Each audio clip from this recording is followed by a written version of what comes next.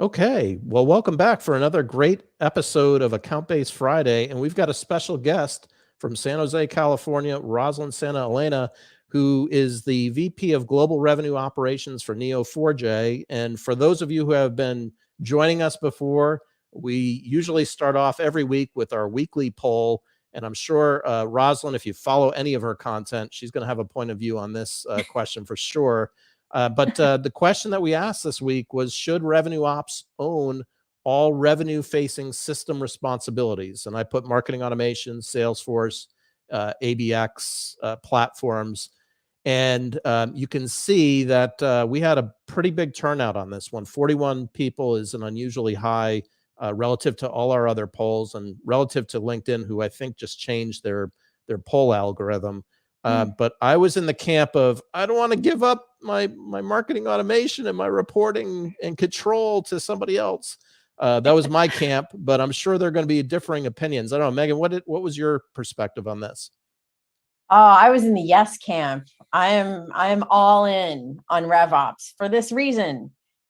We all serve the same customer, right? So in the end, you need to be organized around the customer, not around your internal fiefdoms. And we all need to share the same data. Our tech stacks are becoming indistinguishable in terms of the overlap and the sort of the interconnectedness. The journey that we're supporting is the same journey, right? So why are we trying to separate our operations? What that doesn't mean, though, is that you say, great, we're going to do revenue operations. So see you later, marketing ops. Like, we don't really need that. Or we're only going to report on top of the funnel. Like, there are some big mistakes you can make in this if you overcorrect to the sales side and don't make it truly revenue operations with marketing and customer and all those good things that face the customer. So marketing and customer success, I should say. So I'm firmly in the S camp. Rosalind's so happy you're here because I think you've got some great advice for us and for the group today. So excited to have you tell us a little bit about, maybe just start with your role and your definition of revenue operations. Yeah, happy to do that. And just commenting on the poll, I haven't voted yet, but I would actually be, you would probably think I would always be in the yes camp, but I'm actually like, well, maybe IT or someone else could help us a little bit here. So maybe I'd be a little bit in the no camp. But in terms of RevOps, I think about revenue operations as really the infrastructure to support not just the customer journey, but everything about your revenue process. So if you think about people, process, technology, data, right? As you mentioned, Megan, around the technology, it's just so complex now, the tech stack, and trying to keep our data clean and integrated is incredibly important. And I think revenue operations gives that oversight of all of that. So I think about the people, process, technology, and data side of it, but also if you think about kind of the big buckets of what I would say alignment. I always talk about alignment, right? So making sure that everybody who touches the customer is aligned. And when I say alignment, that's strategy, objectives, metrics, data, right? All of that is in alignment. And then I also think about handoffs, right? When you think about the customer journey, it's making sure that all of those handoffs for the customer are seamless. And that means between, from marketing to sales to, post sales and beyond. And then there's the whole technology side of it and the data, right? And the insights, which I think is really important. We talk about data, and yes, there's tons of data and everybody wants more data, but what are you doing with the data and how are you using the data to enable your business and help you understand where you need to pivot or where you need to lean in more? That's really the value. So if you think about alignment, handoffs, and I think insights, I guess those would be kind of my big buckets, in addition to sort of that infrastructure of people, process, tech, and data. So that's where I see RevOps. And it's really end to end, right? We were talking about kind of right before we went live was just around, it's not just about the middle of the journey in terms of sales, but it's from top of funnel through the customer journey, through post sales, and especially in SaaS, right? It's all about renewal and expansion of your existing customer base and keeping those customers happy and continuing to drive that value for them. That's an excellent explanation. And just, thinking about your perspective and going back to that poll for a moment and thinking about like my reticence to hold on to the system side of things, you've probably been in those conversations before where you've had to convince, and it's really changed, right? You're talking about changing the way a company may be used to operating to maybe a new paradigm. If you've been through that, maybe you can walk through like what's that dialogue like, or any advice or tips you could give people to navigate that kind of conversation on both sides, knowing that our audience is predominantly marketers, but there may be RevOps people here as well. Yeah, that's a great question. And I actually have navigated through that a couple of times now, and very recently as well, because I think a lot of times many companies still have marketing operations under the marketing team, right? Reporting up through the CMO. And so helping the CMO understand the value of bringing all of that together under one cohesive organization under RevOps is really important, right? And it doesn't mean that it has to work that way. And this is something that I always tell people. It's less about the organizational structure, who you report to, and more about that alignment that we were talking about, right? Making sure that everybody is aligned in terms of, the strategy and the objectives and process and all of the other things that we just talked about. But how I approach it is, when I just had this experience and I'm about to go through it again, but I think, a lot of CMOs haven't worked in this model, right? And then John, I think, to your point, you haven't worked in this model. So it's unfamiliar. So it's, what does this mean to me? Right. And helping, like anything else, helping the CMO to understand the value of bringing everything together and how, what will change and what won't change. Right. And I think that, what will change is, yes, these folks are going to report in through somebody else into a different organization. And what will change is that now you're going to have much better alignment between your ops teams, your marketing ops, your sales ops, your post-sales ops. Now they're all aligned to the same objectives. They all have visibility into what the other teams are doing, which in a lot of companies, you miss that, right? Marketing ops is very focused on top of funnel. They know kind of what happens after a lead gets converted, but they don't really know the impact of the things that they're doing upstream, whether that's from a systems or a process perspective. They don't really know how that gets handed off. And when it gets to sales is doing all kinds of things they don't understand. When they're looking at that data, how is it actually coming through the marketing piece? And so even though teams may still be built that way, that they run sales ops, they run marketing ops, but just having that visibility, that single sort of view across the customer and buyer journey is really important, right? And the synergies that we're seeing, like when I come in and build out a RevOps team, the synergies that I'm seeing just amongst the team, right? People are speaking the same language, they're giving each other visibility, they understand what the other teams are doing. And so everything that they're doing, they're thinking about, okay, how does this impact, my counterparts in RevOps? And then we're building things with that seamless vision, right? So when we're launching something, we're thinking upstream and downstream. What's happening? How does it impact it? What changes we need to make? So I think that communication and just that alignment is incredibly important. I was giving sort of an example of when I joined Neo4j, we didn't have this model, right? Where marketing ops did report into the CMO. And I was really brought in to bring RevOps together. And that includes the CS and support and services operations as well. And so it was new. Right. And even though, our president who I report to said, this is what we're going to do, I'm more of the mindset of let's help folks understand and bring them along for the journey.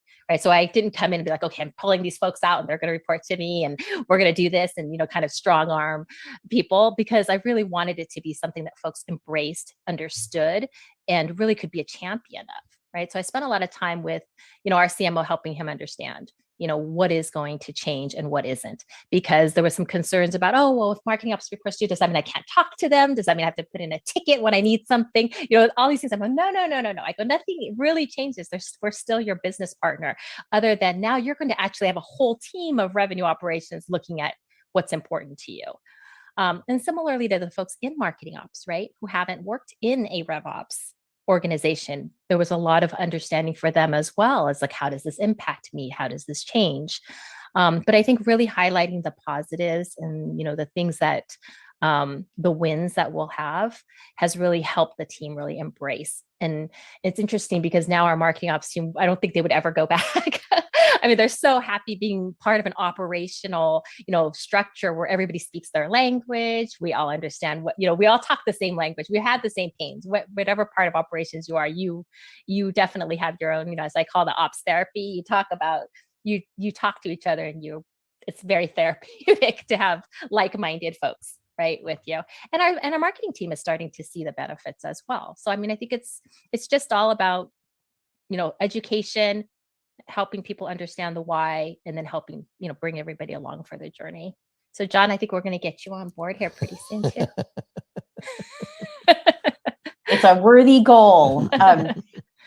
But I think, when we were chatting for a moment earlier, you said something I think that's really important and might be helpful for some of the folks here too, which is, what if you don't have Rosalind? What if you don't have a RevOps function per se? Yeah. How can you get some of those same benefits of an alignment without having the reporting structure that sort of dictates it? Yeah, I think a lot of it is really about collaboration, right? And opening your mind to that and making sure, because even when marketing ops didn't report into my org in another company, we still were so tightly aligned, right? I mean, and you have to absolutely work very closely together. Otherwise, again, it's friction for the customer, right? And it's friction in the revenue process. So I think, for teams who don't have a revenue operations leader, make sure that you are having those regular conversations, making sure that you are still aligned across those couple of things that we've been talking about, and just have those regular conversations. I think that's kind of the gist of it. And I think building those really strong partnerships with your ops counterparts, up and down funnel, and also with your leaders, right? I mean, sales ops, there's nothing, preventing you from talking to your CMO and understanding what's important to him or her, and understanding how those objectives that, that CMO has impact what you're doing downstream. And I think the other thing I would just say is operations kind of being a slightly neutral party, I guess. Also, you can really bring together your sales and marketing leaders too, right? Because I've seen a lot of that kind of, misalignment as well between, well, that's the constant battle, right? And even sales and post sales, right? We're seeing a lot more of that in SaaS too, where what's happening in the sales cycle isn't that information about the customer isn't making it downstream. And then the customer has to revisit all of, why did I buy? What was I trying to solve? And all of that. So those handoffs are really important too. So I think just as important as your marketing ops talking to your sales ops is your CS ops, renewals ops, services ops is also very engaged with your sales ops team. I could see another possible benefit here of consolidation. Now you're kind of selling me on the Yeah. idea and the process. Okay, we're moving the needle. Okay, yeah, I would consider it. The thing that I've noticed with marketers in particular is I've got a small consulting agency. We focus on account-based motions, and all of my team members, not only do they know marketing automation, but they know Salesforce, which is unusual. I myself have gone through certification ADM 201 and 401. Like, it's nutty because I'm a former CMO. I never thought I'd ever do that. I guess my point is, when I talk to a lot of marketers, a surprising percentage really don't have any visibility or working knowledge of Salesforce beyond either a synchronization or a campaigns object. And what I think is frustrating is they're losing out on that full funnel, which you're talking about, that full funnel experience. So you almost have an opportunity, especially in this environment where people are really hard to come by. You could skill develop and really make those people very, very marketable, and show them a path, a career path that maybe they wouldn't have in a pure marketing sense. And that would also benefit the CMO. A, they're being retained. B, they're seeing the entire funnel. So you could kind of connect. I guess I'm kind of convincing myself as to why the point of view here. So I don't think there's a question there, but I could see a model there where it would be beneficial to have it under one roof. I guess my question would be, at what point do you stop that? Like, okay, if I get an ABM platform, are you also running that? If I get flows or a landing page type capability, are you running that? And what do I do? What do you do? Where does that line kind of stop and start from your perspective? Yeah. I think that's a great question, because we have so much technology, and that was where I was kind of going with this poll. It's like, do I really want to own all of that? Probably not, right? Unless we have unlimited resources, which is a whole nother conversation that we could do a live discussion about. But I think that, some of the things that are very specialized that require kind of that marketing skill set, like you're talking about the web page, right? Driving some of the content creation, things like that. I think that still belongs in marketing, right? But your operations function, I guess guess I maybe use an analogy of, in sales ops, right? The salesperson is still the one doing the selling, right? And they're still the one managing the opportunity in Salesforce, right? They're still the one who has to help create a playbook with operations help and enablement help. So I think in a marketing perspective, it's similar. But if you think about some of the systems that run across, like your marketing automation, obviously a lot of the platforms that your sellers and your marketers use that are customer facing, a lot of that revenue operations tends to manage. I think that it's a partnership still, even when you have ops, because you need the business knowledge, which operations will bring some of that to the table, but there are certain roles that you're the expert, right? When you're an ABM, you're account-based marketer, your manager, your director, that person is the expert in that. And our job is to help enable, make sure that you have the right data, make sure that the systems are working the way that you're expecting, and make sure that systems are talking right across the different platforms, because managing that and keeping everything in sync is incredibly difficult, right? And so if you don't have somebody kind of stepping back and over, looking at it from a holistic perspective, it's so easy to start, it's no surprise why we have so many silos, right? Absolutely no surprise.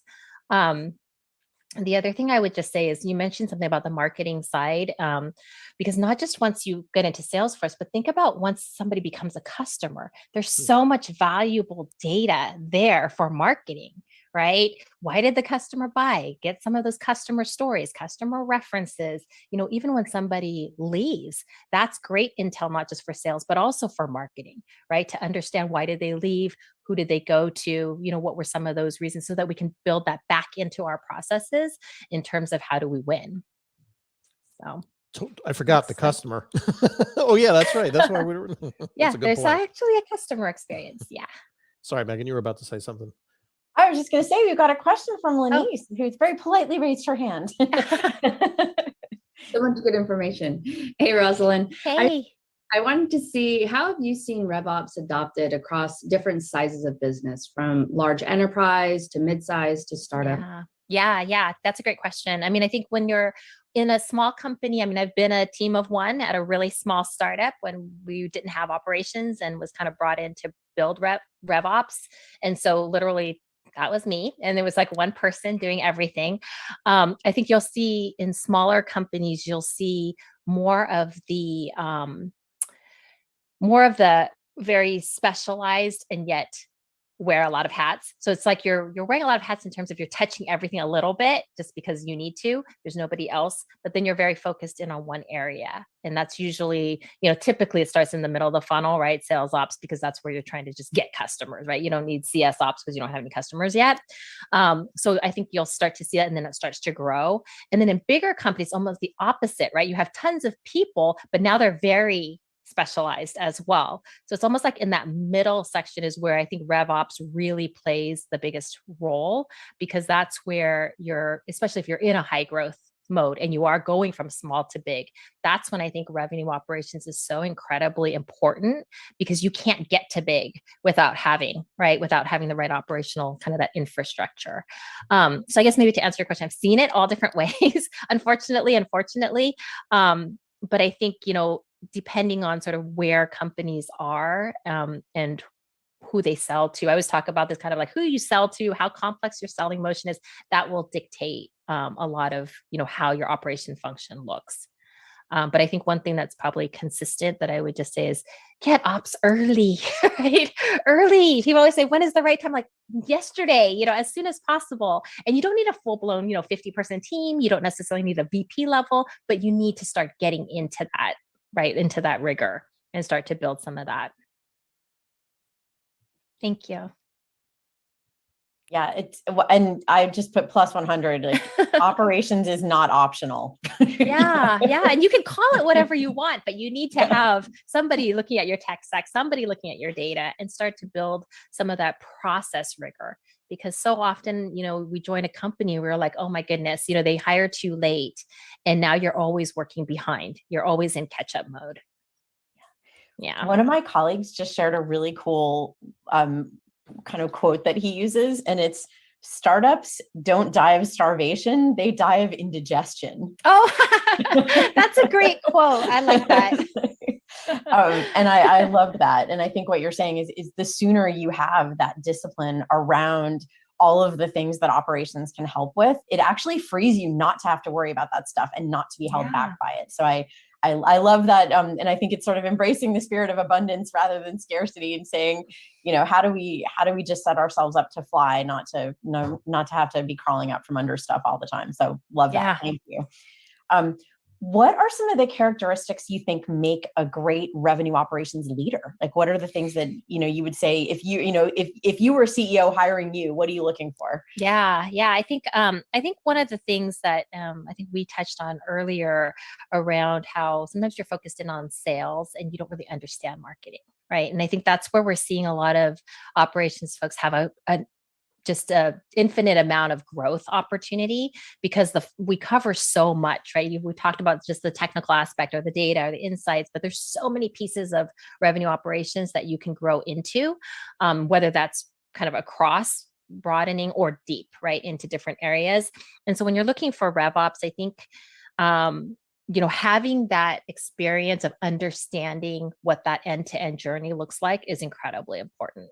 Right? Because you can't support marketing if you don't understand how we go to market and how marketing thinks and how they work, right? There's lots of terminology in marketing that if you're not a marketer, you're like, what's ABM? You don't even know, and you don't understand content syndication, or you don't understand, clicks and ads and all of that, right? But if you are a marketer or somebody who can support marketing, you have to understand that, right? And you have to understand sales. Sales is a whole nother beast, that we can spend another 30 minutes talking about. But a lot of people ask me, like, why do you want to work with salespeople?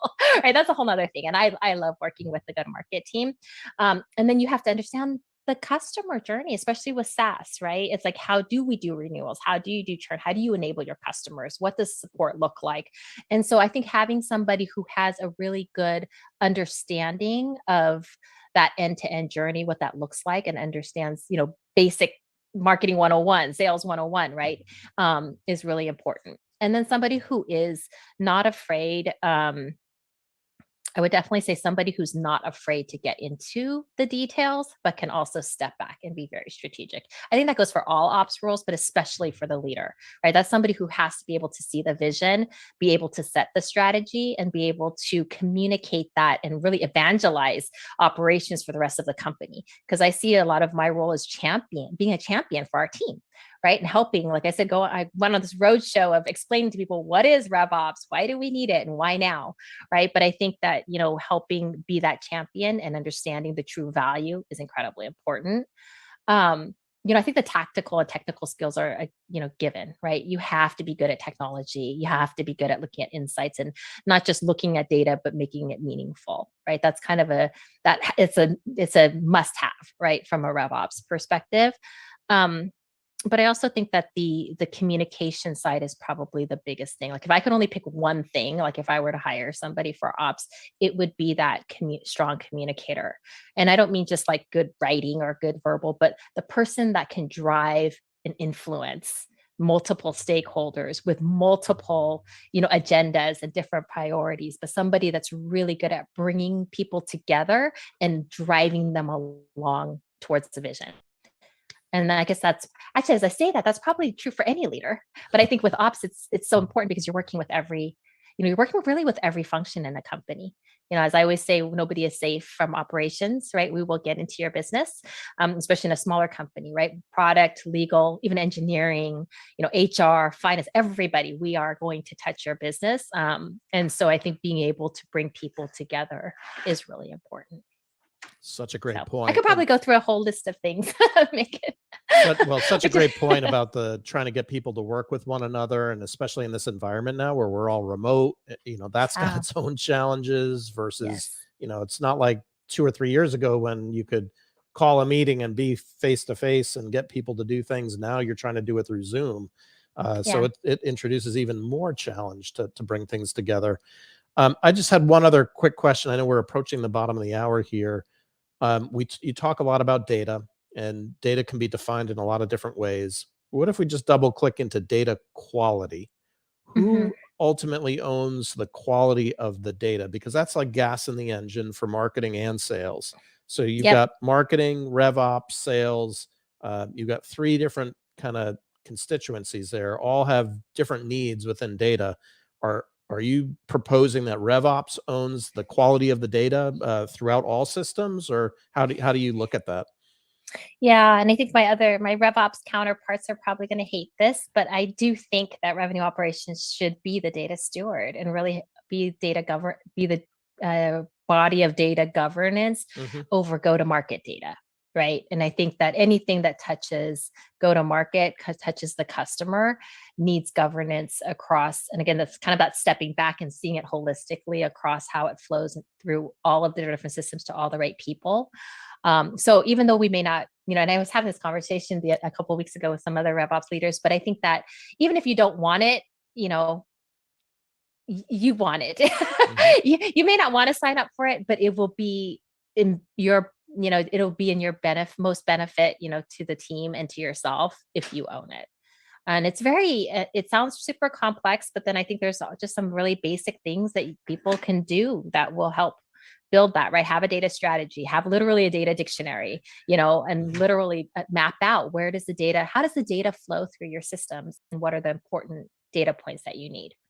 Like we could go another whole half an hour on that too, but yeah, but I do think RevOps should own the data, and that's in partnership, obviously, with all the different stakeholders and with the team, just like anything else. But having a single source of, somebody to point, what do they say, the one throat to choke or whatever. I think that just having an owner and somebody who's accountable for it is really important. Awesome, Megan. I know you got to hop here. Any closing thoughts, or you want to? Just a huge thank you. Have loved hearing what you have, and how you think about this. It's super helpful. And I hope folks on the line have also appreciated that this is, to me, a game-changing perspective and a way to approach operations in B2B. It's a really, really good way to go. I know we're all learning, so I super appreciate, Rosalind, you being a little bit ahead of that curve. And being able to help us with the lessons that will get, more people to be able to embrace and succeed in this model. I'm super excited about it. And hey, if we won you over, John, man, that's a win. Well, I'm getting there. I'm not convinced. I'm getting there. It's slow sale. But I will say this: Rosalind's content, if you don't follow her, we should put your LinkedIn in the. I'll try to find it in the chat or follow up with you independently. No, but your content is amazing. If you're not following it, you should be following it. You are a content machine. Thank you.